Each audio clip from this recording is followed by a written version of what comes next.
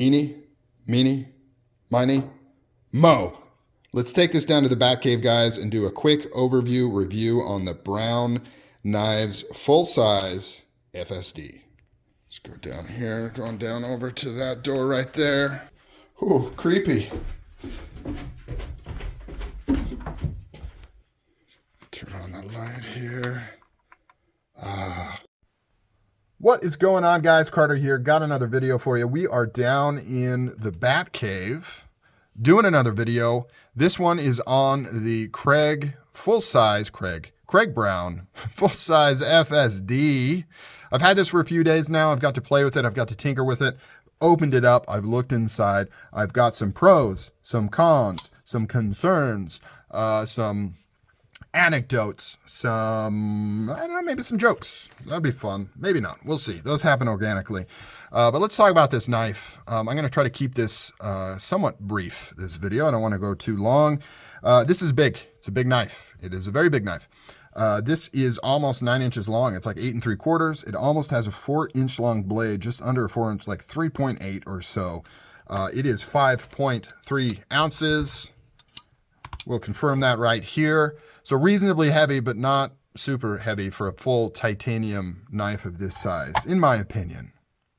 5.2 ounces. So for something this big, that's pretty dang cool. The interesting thing on this is how big it is an interesting thing. Because I remember when I first saw these popping off, I was interested. I was intrigued. I'm like, what is this locking system? What is that button? Everyone's like, it's not a plunge lock. And then I'm like, well, then what is it? If it's not a plunge lock, what is it? It's not a true button lock. And, you know, all that same stuff. I think a lot of people are in that same boat. But I also remember seeing, when I first kind of caught wind of these is when he started doing the minis. And I remember thinking, I don't want a mini. I don't like mini knives. I missed out on the full size. I don't want a mini. Now I realize why the mini is so popular, because the mini is really what most people would consider a full size. This thing is a behemoth, and it is a little too big for most people. And surprisingly, I come from a very big knife background. Surprisingly, I kind of agree. It's a little unwieldy in how big it is. However, it does add a little bit more impressiveness to this knife, so that is cool. So, all right, let's continue talking about materials before I completely go off on my usual tangents. This has a CPM 154 steel blade. He also makes it in 20 CV for a slight upcharge.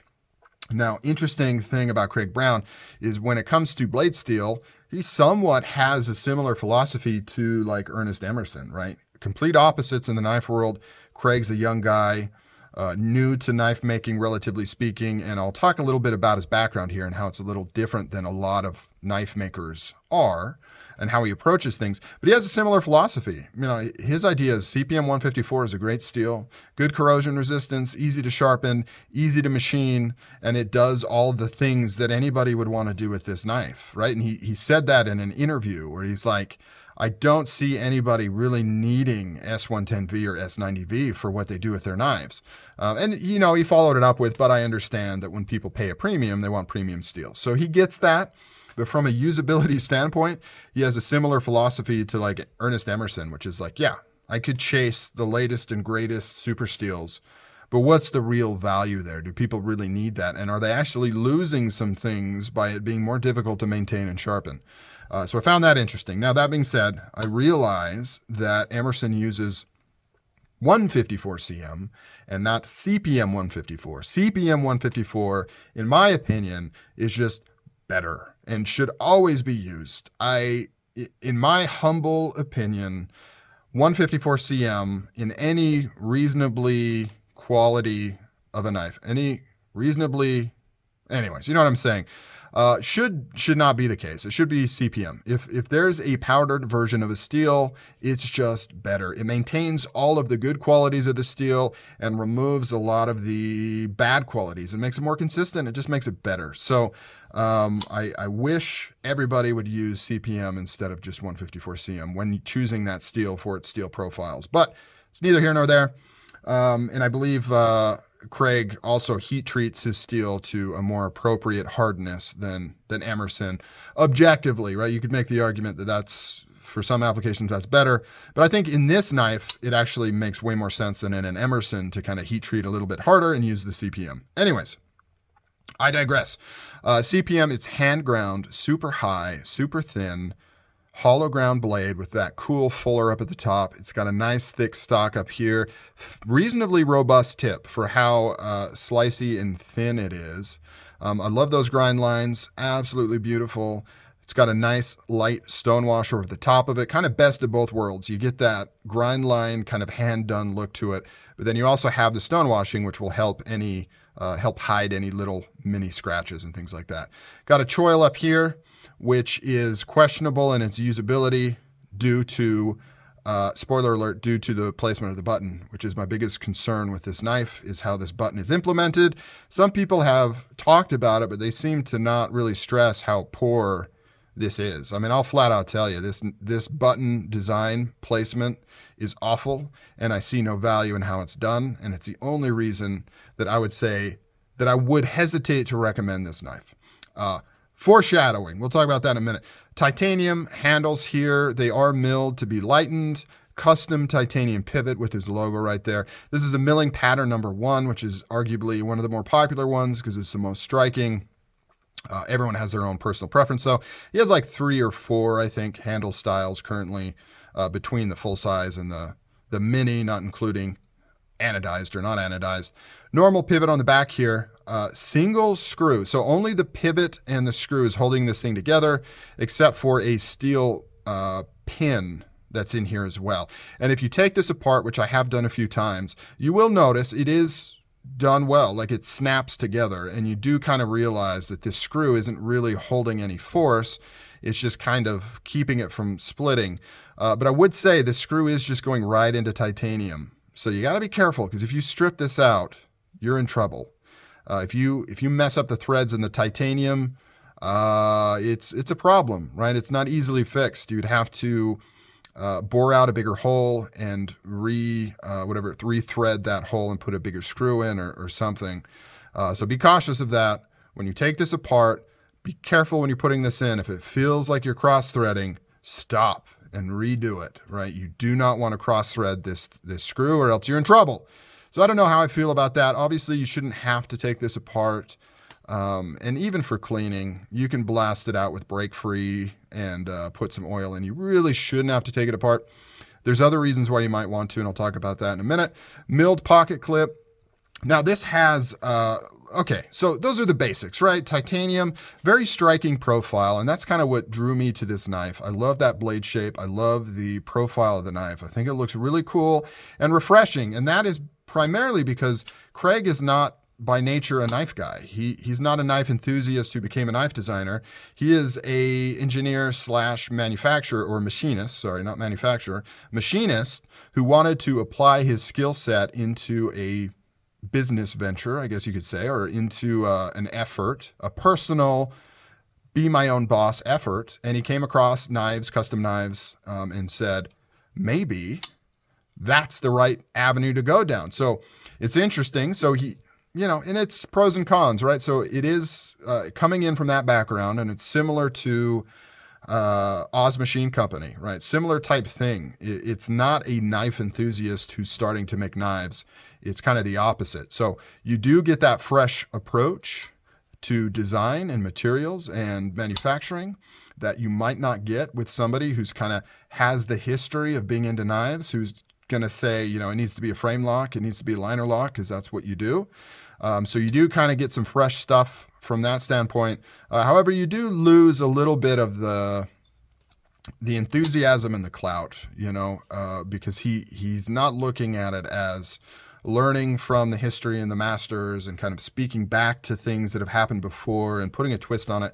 It's really him just implying his engineering knowledge and machining knowledge into an industry that he thought was interesting. So pros and cons, depends on how you look at it. He is a bit of an outsider in the knife world, but then that also gives you some fresh perspective. Kind of like I said with Oz Machine Company, similar type setup there. So deployment methods on this, you have 3, although 2 are really the only ones you'd probably use. Reverse flick, and we'll talk about why that's a little bit of a problem. for me right there. Some of my issues here is just because I've got like literally right here is my tripod leg and I don't want to hit it with the knife and I want to keep it in frame. The best, easiest way is the rear flipper right there. You can front flip it. I suck at it. It's not, as per Craig, it's not designed to be a front flipper, but you can practice and get it to work, especially depending on how your particular one is tuned. It might be easier or less easy. I suck at front flipping in general. Like for me to successfully front flip, it has to be a knife that's like built for it, right? With kind of a prominent front tang here that I can really get onto. The knives where you can front flip it, but it's not perfect, I struggle with. Now you might be noticing a little bit of some lockup issues when I do that, and I'll talk about that here in a minute. It's a problem for me, and it's a problem for a few people, and it has to do with this frickin' button and where it's at. So let's talk about it. Let's talk about the lock. That's the biggest thing here. So what lock is this? Well, it's a compression lock, literally. I've got a Spyderco here. You can see they both lock up actually literally on the same side too. So on the show side, now the difference is this Spyderco has a full liner with a spring cut into it. So it's a single piece. The brown has a piece of steel that just goes right here, and it's got two screws that screw into the titanium frame. But it is just a liner lock. You can see the lock face right here, how it's angled up, and then you can see the lock face right here, if we can focus. A little bit darker in there, but angled up right there. And you can see how this liner spring pops over. There is the stop pin kind of in the way, but this pops over and it engages with that lock. Same exact thing on the brown knife. Pops up and engages with the lock. The only difference, really, fundamentally, so the actual lock mechanism is the exact same. This is a compression lock, what Spyderco would call a compression lock or a reverse liner lock. Difference is the disengagement method. On the Spyderco, you have this notch cut out, and you just press on a little tab that's attached to the liner to move it out of the way so you can open it up. On the brown, there's a post that goes through the liner and is connected to a button that pops up through the scale here. So it's not really a button, it's just the top of the post, and you just press the button instead of pressing a tab that would be associated here. But essentially it's the same thing. Now as you mentioned, or as I shown and mentioned, this has an external post, whereas this has two posts attached to the tang that rides in a channel. But that's just, that's just the pivot method, the detent, close stop and open stop method this uses. The lock itself is a compression lock with a post that runs through the scale here. So what's the issue? Well, one is the side that it's located on. For me being right-handed, it creates a problem. A lot of people have noted that. Lefties love this knife, I get it. But for righties, it creates an issue. So when I go to reverse flick it, my instinct is to hold it like this. This is where, because I got this leverage point here, this is what makes sense. I put my birdie finger right in the middle here, and I flick it open. But as you can see, that puts my index finger right over the lock, and that prevents it from fully engaging. Sometimes it's just a little bit. Sometimes it actually does not.